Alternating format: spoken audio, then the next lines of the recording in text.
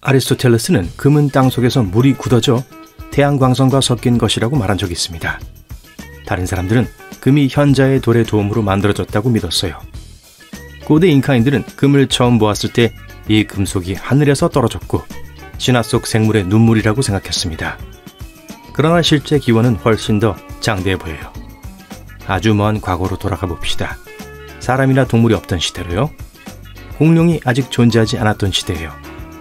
가장 단순한 형태의 생명체가 막 형성되던 시대죠. 지구는 화학 원소로 이루어진 거대한 가마솥과 같았습니다. 화산이 폭발하고 지진이 일어나고 번개가 치는 일이 빈번하게 일어났어요.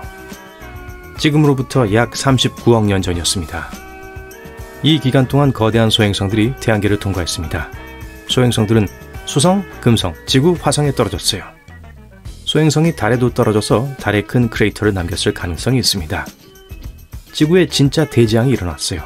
다행히도 아직 생명이 없었기 때문에 아무도 그것을 느끼지 못했습니다. 파괴와 함께 소행성은 금속을 가져왔습니다. 하지만 그 전에도 지구에 금속이 있었을까요? 당연히 있었죠. 지구의 핵은 주로 철과 같은 금속으로 구성되어 있습니다. 거기서부터 지구 지각으로 퍼져 마그마와 섞이고 산소와 접촉하여 다른 원소와 결합합니다.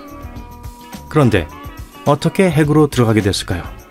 단순한 수소와 헬륨 원자가 합쳐져 거대한 별 내부에서 더 무거운 원소를 형성했습니다.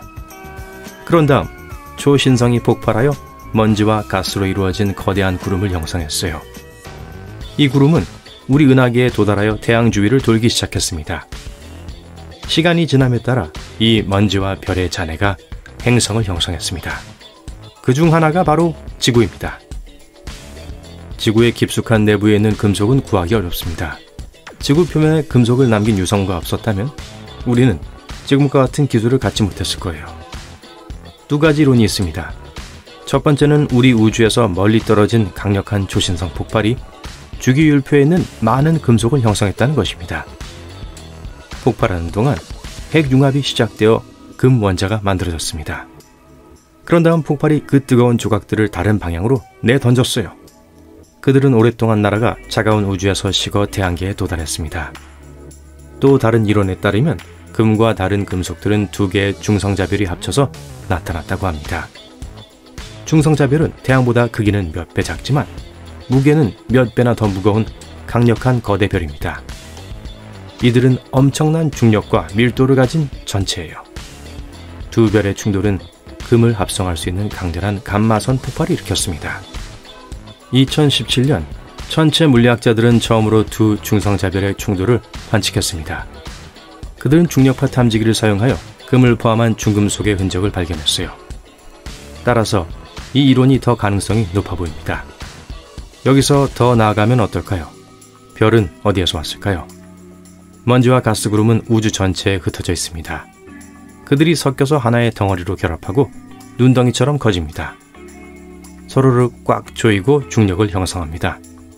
모든 물질이 붕괴되면 열이 발생하기 시작해요. 그리고 이 에너지의 급증으로 별이 만들어집니다. 일부 물리학자들은 별이 일생 동안 주기율표의 대부분의 원소를 생성할 수 있다고 가정합니다. 이 이론이 사실이라면 우리 몸도 별들로 구성되어 있다는 뜻이 돼요. 우리는 수십억 년 전에 우주의 반대편 끝에서 폭발한 거대한 초신성의 일부일지도 몰라요. 이 이론이 등장한 지 50여 년이 지났지만 아직까지 아무도 이를 증명하거나 반증하지 못했습니다. 다시 금으로 돌아가 보겠습니다. 세계에서 가장 큰 금 매장지 중 하나는 남부 아프리카에 있습니다. 과학자들은 이 귀금속이 20억 년 전에 거대한 운석이 떨어진 후 그곳에 나타났다고 믿습니다. 사람들은 금이 전 세계 바다에 숨겨져 있다고 확신해요. 1000만 톤에서 2000만 톤까지의 금이 수중에 있을 수 있습니다. 그러나 큰 덩어리가 아니라 액체에 녹아있는 작은 입자입니다. 이러한 금을 추출하는 데는 너무 많은 비용이 듭니다. 이제 어떻게 금을 채굴하여 보석으로 만드는지 알아볼게요. 우선 금이 숨겨져 있는 넓은 땅이나 암석과 같은 금 매장지를 찾습니다. 픽, 삽, 기계를 사용하여 바위에서 반짝이는 조각을 추출하기 시작합니다. 그런 다음 이 조각들을 특수산에 녹여 금과 고체를 분리합니다. 그 후 녹이거나 기체 플로라를 사용하여 금에서 다른 물질을 제거합니다. 금이 정제되면 순도를 검사합니다. 99.9%가 기준이에요. 완성! 금이 만들어졌습니다. 보석이나 전자기기의 부품으로 만들 수도 있습니다. 지구상에서 가장 희귀한 금속도 별에서 왔습니다. 로듐과 이리듐을 말하는 거예요. 아름다움 때문이 아니라 실용적인 가치 때문에 금보다 몇 배 더 비쌉니다. 예를 들어 로듐과 이리듐은 유해한 가스를 무해한 가스로 바꿀 수 있습니다. 이 금속에 대한 수요의 90%는 자동차 제조업체 시장에서 발생합니다. 사람들은 이러한 금속을 자동 촉매 제조에 사용합니다. 유해한 배기가스를 정화하는 데 필요해요. 연료 연소 중에 생성되는 독성 물질이 이러한 귀금속과 접촉하면 더 안전한 형태로 변합니다. 로듐과 이리듐의 미세층을 촉매 실린더의 벽에 발라요. 금, 백금, 로듐, 이리듐은 가장 비싼 금속입니다. 그렇다면 내구성이 가장 뛰어난 금속은 무엇일까요? 금속의 강도는 4가지 기준에 따라 달라지기 때문에 하나의 승자를 결정하는 것은 조금 복잡해요. 첫째, 인장 강도가 있습니다. 인장 강도는 금속이 찢어지지 않는 능력입니다. 예를 들어 모델링 클레이는 다른 방향으로 쉽게 늘어날 수 있기 때문에 인장 강도가 낮아요. 금속 중에서 텅스텐은 아마도 가장 늘어나기 어려울 거예요. 또 다른 기준은 압축 강도입니다.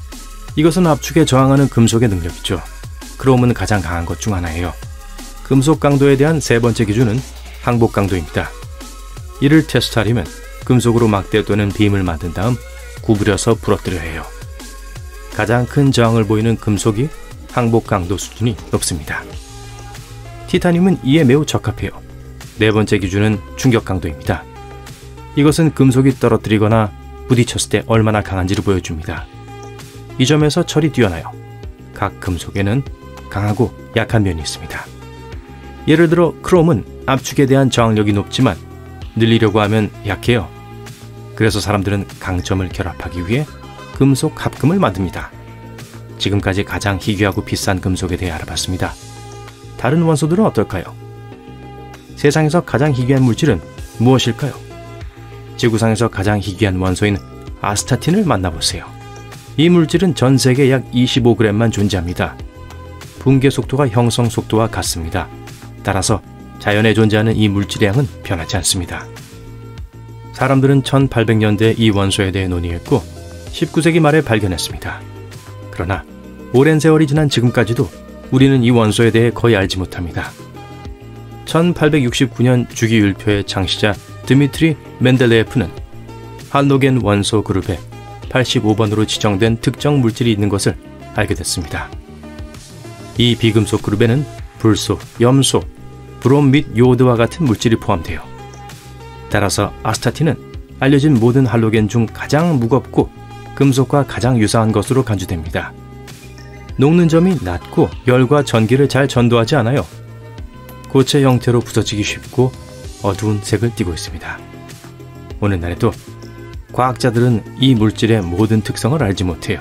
자연에서 발견하는 것은 거의 불가능하지만 과학자들은 인공적으로 합성하는 방법을 배웠습니다. 방사능이 너무 강하기 때문에 이 원소를 사용하는 방법을 몰라요.